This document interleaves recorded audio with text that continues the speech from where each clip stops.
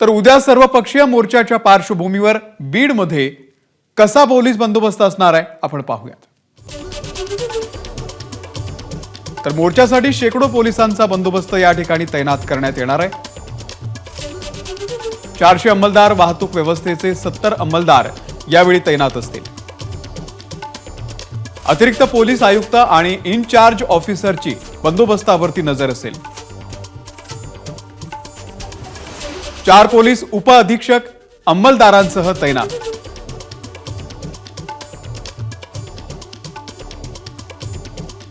आरसीपीच्या 6 तुकड्या आणि एसआरपीएफच्या 2 कंपन्या देखील तैनात करण्यात आलेल्या आहेत।